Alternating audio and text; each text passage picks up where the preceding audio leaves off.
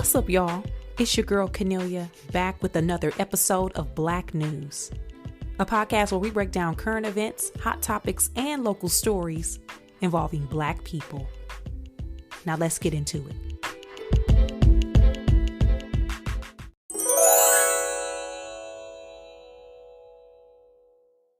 Our young sis, Megan Thee Stallion, released some new music this past week and went viral on social media. Went viral for many reasons, right?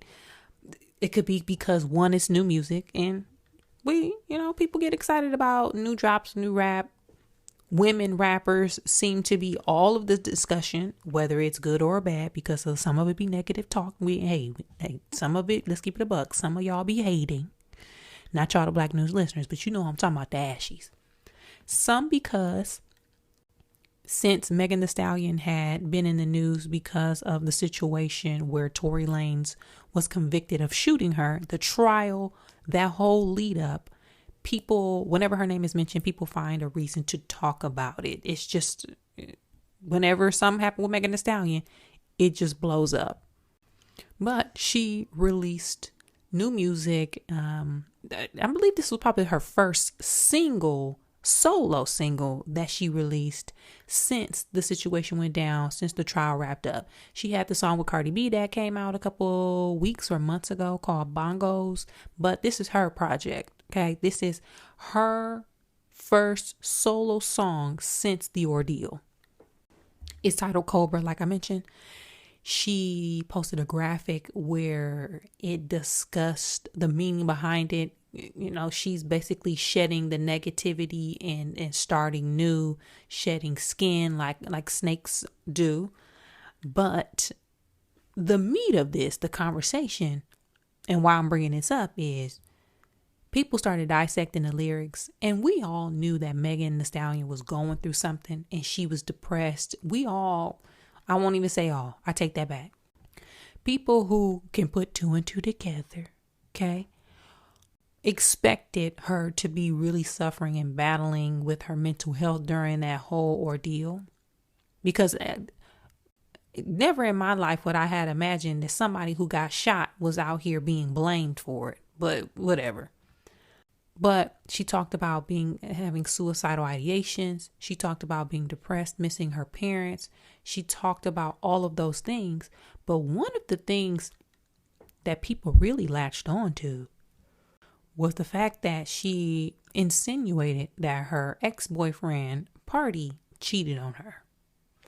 Now, there was so much in this song that people, and I'm doing air quotes, should have discussed in depth the way they did this, but they latched onto this. And the lyrics in particular that I'm talking about is where she said, "Man, I miss my parents, way too anxious, always cancel my plans, pulled up, caught him cheating, getting this, you know what, sucked, in the same spot I'm sleeping.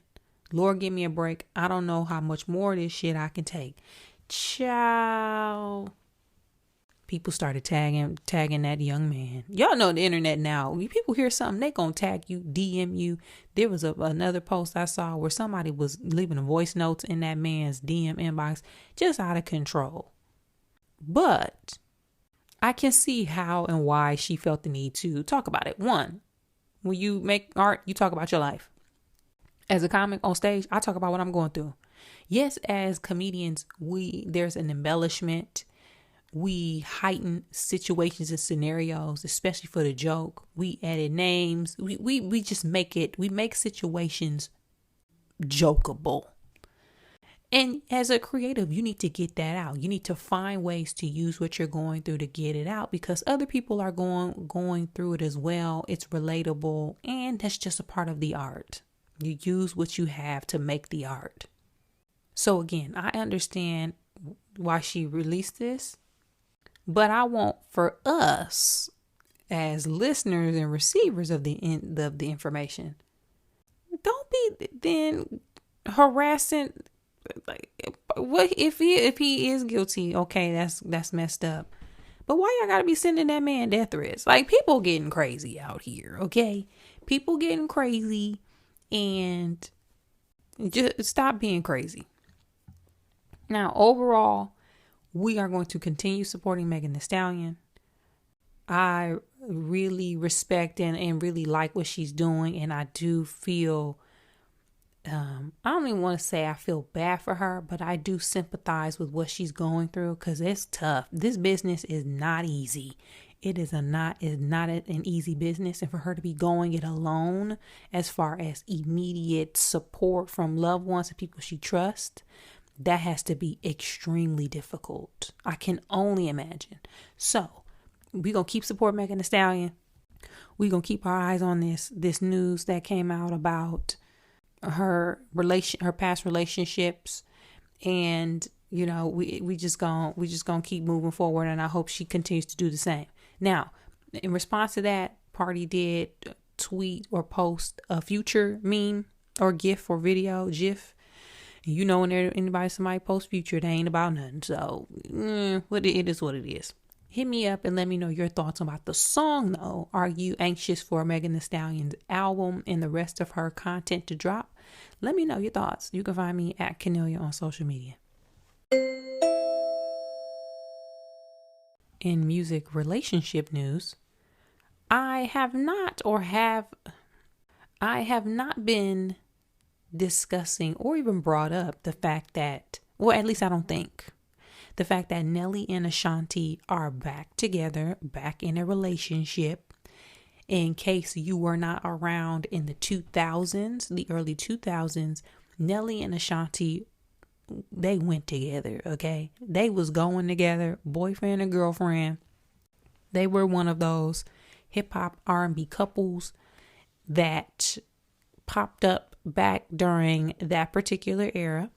They broke up. I don't know why. Even back then, I don't think social media was as huge. So we don't know what was happening. We heard about it and moved on. But over the years, we recall Ashanti being asked in different interviews if her and Nelly would get back together. And she would be insinuating like, no, thanks, I'm good. I'm dating someone. Y'all remember Versus happened where Fat Joe brought both Ashanti and Nelly out, and Ja Rule. They had a moment on stage where Nelly walked all the way across the stage to hug Ashanti, and people in the comments were like, Nelly want that old thing back because Ashanti was looking good. Okay, she was out here fly. Come to find out, they rekindled, relit the spark, and now they are back together. And people are really excited about it. People are really happy. The conversation about spinning the block is back because, in case y'all don't know this, the roundaway term for rekindling an old flame or going back to your ex is called spinning the block. And that's been a debate for years, and whether you call it that or something else. Should you go back or get back with your ex? Now, before I dig a little deeper into that, Nelly ain't stopped cheesing since him and Ashanti got back together. Nelly ain't stopped cheesing since he saw her at the Versus with Fat Joe and Ja Rule. Okay, I'm talking about we be seeing all of Nelly teeth, even them back ones. We be seeing that silver tooth on the back side of Nelly. We see all of that. That brother ain't stopped smiling since. That brother is happy, okay? Do Ashanti song, whenever that come on, we talking about Nelly. Okay, Dirty Mo. We talking about Dirty Mo. He has we've been seeing on social media, his 49th birthday happened this past week. Ashanti bought him an old school Impala. He was crying, emotional, cheesing hard, and all happy. He said outside of his kids, that's the best gift he ever received. When I tell you, my girl Ashanti got the boy on lock, okay? Nelly, we see the back teeth, all right?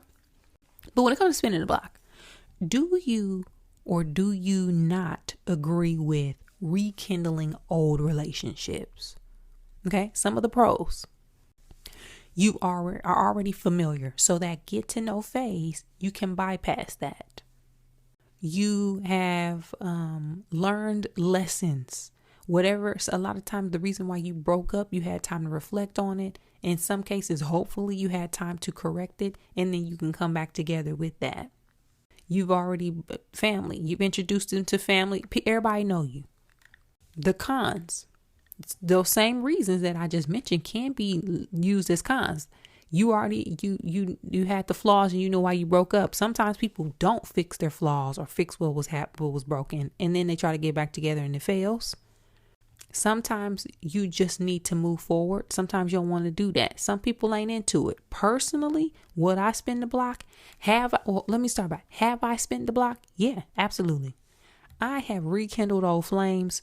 I have connected back with people who I used to date, whether the relationship was good and bad, because I've tried both. I've listened to people who said I've changed or I'm different. I've been the person who said I've changed, I'm different. I have tried to do it again with a couple people. At my age now, will I spin the block? Nope. And I'm saying this about anybody that I currently know. Would I have the opportunity, or would I be open to the opportunity to spin the block in my personal life? No, because I'm not interested in spinning the block with nobody that I know. That's not to say that if I meet a new man and he's nice and lovely, something go wrong, we break up, a couple years later, we get back together, try it again. Hey, I'm open to that scenario. But as it stands right now, do Cornelia believe in spinning the block for myself? Nope. Does Cornelia believe in spinning the block for her friends, family, peers, Black News listeners? I don't know. Hey, we got to play this on a case by case basis. We're going to have to weigh the pros and cons individually. It depends on who this person is, what's going on, why y'all break up, have they changed, have they worked on themselves, have they gotten in some therapy? Because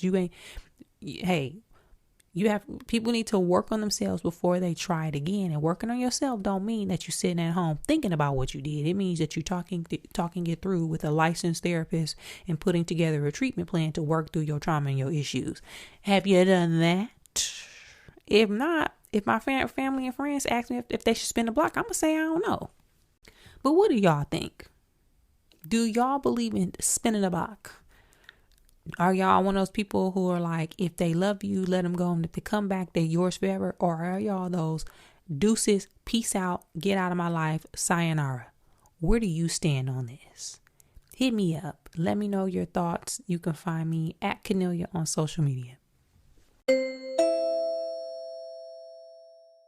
The 2023 class of the Rock and Roll Hall of Fame had been announced and officially inducted. And y'all, it's a hell of a list, especially when it comes to Black artists, Black music, and Black legacy when in regards to, let's be frank, all genres of music, because the Rock and Roll Hall of Fame isn't just about rockers or what we think when we hear rock and roll. Even though as Black people, when we hear rock and roll, we do think about all of those genres, because rock and roll started at the heart of Black music. So with that, some of the 2023 inductees are Missy Elliott, who is the first female rapper inducted into the Rock and Roll Hall of Fame. And I had this debate with a friend who was trying to talk to me about rappers. And when I mentioned how Missy Elliott was in the Songwriters Hall of Fame and now in the Rock and Roll Hall of Fame, they kind of scoffed and didn't understand why. Sometimes you got to remind people, the records Missy Elliott broke, the legacy that she has, the trails that she's blazed, even music videos alone. Missy Elliott is, when you talk about female rap legacy and impact, Missy Elliott is the top of that conversation. Yes, there are other rappers who have done those things and who have huge legacies, but the totality of a lot of the things that Missy has done, unmatched, well deserved. We also got the Spinners. They were one of the most beloved R&B groups of all time. One of my favorite songs, I'll Be Around, is by the Spinners. I love that song. I love the fact that they were inducted, and it just speaks to the legacy of male groups in R&B, because they are similar to acts like the Temptations, the OJs. Not as similar to the Isley Brothers, because the Isley Brothers can be considered a band, if you will, but huge legacy, Four Tops, all of those. So shout out to the Spinners, DJ Kool Herc. one of the founding fathers of hip hop. As y'all know, this is the 50th anniversary of hip hop that we've been celebrating for the last about a year. But when you talk about founding fathers and the origins of hip hop, DJ Kool Herc is one of them. So congrats to him. Shaka Khan. Shaka Khan. Y'all, I Feel For You by Shaka Khan. Y'all, when I was a little girl, we had a record player in the basement, and my daddy was one of those people who you had to listen to the old music. When you listen to the new stuff too, but we listen to the old music. And when I would be by myself, just chilling around the house, I would go into the basement, and on the record player, I would play on repeat, I Feel For You by Shaka Khan, Outstanding by Gap Band, Juicy by Ntume, and Mary Jane by Rick James. Those 4 songs as a maybe 8-year-old. Okay, I had to be around 8, 9, 10 years old. I Feel For You, Outstanding, Juicy, and Mary Jane. I don't know why, but I was just stuck on those songs. But Shaka Khan at that moment from early on was just one of my favorite R&B soul artists. So congratulations to her. And Don Cornelius, the legendary founder, creator of Soul Train. And hey, Soul Train speaks for itself. Soul Train was the Black equivalent to American Bandstand. All of those particular shows that focused on white audiences, Soul Train was our place. Soul Train, we also got a lot of performances. We got a lot of those dancers, Rosie Perez, Shabba-Doo, you name it. Soul Train had a legacy within its own. So congrats and shout out to Don Cornelius. Now, a couple things about the Rock and Roll Hall of Fame that I appreciate. One, it gives people opportunity to speak and to get their flowers. There's some good performances. And it's just a nice moment to remind people that you are still here and the things that you've done. So I know there was some backlash with the person who founded the Rock and Roll Hall of Fame. I forget that man's name. He got ousted from the board because he wrote that book saying where he interviewed only white male artists when he was saying there's something about Black artists aren't articulate. It was something crazy. But outside of that, it is still a huge feat to be inducted. It is something that people work very hard for. And I am really proud that this group was inducted this past year. Now, a couple honorable mentions who aren't necessarily related to Black news, just to shout out Willie Nelson, George Michael, because listen, Black people we love us some George Michael, honey. Sheryl Crow, shout out to Sheryl, and there's a couple people who I don't know. So let me know your thoughts about this year's induction class for the Rock and Roll Hall of Fame. Did you watch it? I believe it was airing live on Disney Plus, or there were some clips on YouTube when that went viral on social media. But let me know your thoughts. You can find me at Canelia on social media. And speaking of Rock and Roll Hall of Fame, there was a performance by New Edition that, of course, I watched it on YouTube. They were paying tribute to the Spinners, and rightfully so being picked to do that tribute, because when you talk about or think about male R&B groups, there aren't many options that you can pull from. One, there aren't many who are still performing as a group today. There aren't many who still have the legacy that would be able to hold up and pay tribute in that way. And listen, it's New Edition. Okay, outside of them, who else could have done the Boyz II Men? And Boyz II Men don't be dancing. The Spinners and them used to be dancing. Boyz II Men, they be now just standing and they don't be doing all that. They never was really doing all that. They gonna stand in one place. Who else gonna do it? Day 26? Now listen, I love me some Day 26. Don't even get to it. I just threw them out there because they was the only group that came to mind. Okay, them Jagged Edge, 112 ain't even together no more. They 56. Drew Hill, they broke up too. It's 2 Drew Hills. New Edition is the only group that's fully together, because all of those groups that I named, except Jagged Edge, is missing at least one group member. I take that back about day 26 because Brian came back. At first, Q was gone. Now Brian was gone. Then Brian came back. They together. But y'all get the point. But speaking of New Edition, they announced today, the day that I'm recording this podcast, that they will be embarking on a 6-show residency in Las Vegas. Now, we knew this was coming. They've been talking about this and trying to get this going since the New Edition movie came out in 2017. They've been trying to get this going since 2017, and it's finally here. New Edition will be in Las Vegas February and March of 2024 at the Wynn Las Vegas. All 6 group members: Ronnie, Bobby, Ricky, Mike, Ralph, Johnny. February 28th, March 1st through the 2nd, March 6th, 8th, and 9th. 6 shows. That venue only hold a little over 1,000 people. Them tickets go on sale on Friday. They gonna sell out. I'm going. I don't know who I'm gonna go with. I'm getting 2 tickets.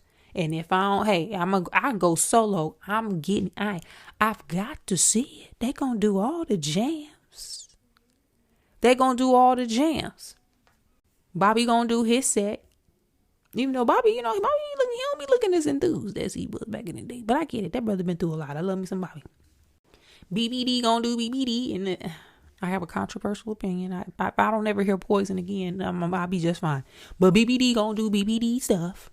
Ralph gonna do Sensitive, and hope he do the song that Money Can't Buy You Love from the Mo Money soundtrack. He better do that one from the Mo Money soundtrack. Johnny Gill gonna be hard singing, doing My, and there you go from the Boomerang soundtrack. And they gonna come together and do all the hits, Mr. Telephone Man and them. Can You Stand the Rain in them? Hit Me Off in them. Hopefully they do the You Don't Have to Worry remix produced by Puff Daddy and them. Hopefully they do all the tunes. But regardless, I am going to do whatever I can to get tickets to see New Edition. I also do think that this might be a test run, because a lot of artists do that. They drop a first set of dates. They see how it goes. Then they keep adding more and more shows. So I'm hopeful that this goes well, that they have the bandwidth and the need and the desire to do it, because this could be a really good look for them financially and legacy wise. Financially, because as you see with Boyz II Men, they had that Vegas residency going for quite some time.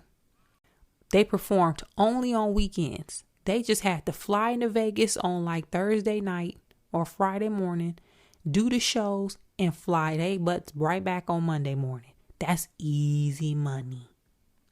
This could be a really good look for them. So I hope that it takes off. They don't have to do much traveling. It's a one-stop shop deal. Get in and get out. But I know one thing. I'm gonna be there. Are y'all? Y'all know I love me some Vegas. I went to see Usher in Vegas. Now, if you ain't been down to Vegas to see King Usher the Raymond, tickets sold out, so you out of luck. But you might want to, see what you can do. Because now we got Usher and now the legendary New Edition. Let me know your thoughts on this. Are you as excited as I am? Will I be seeing you in Las Vegas? Hit me up on social media and let me know your thoughts.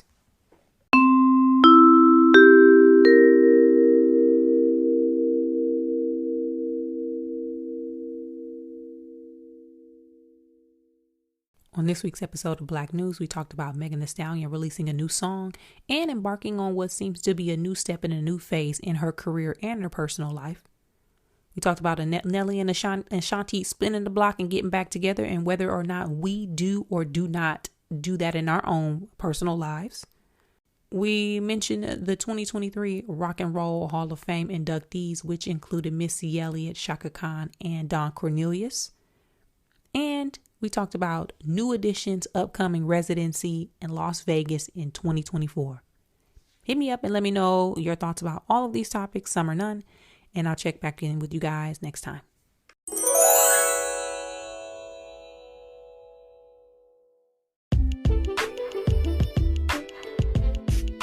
That's it for this week's episode of Black News, y'all. Thanks again for supporting the podcast by sharing, liking, subscribing, and rating 5 stars on your favorite podcast app. To find more information about me, you can check me out at Cornelia on social media, as well as on my website, which is cornelia.com. And as always, thanks for supporting, and I'll be back next week with new topics and a new episode.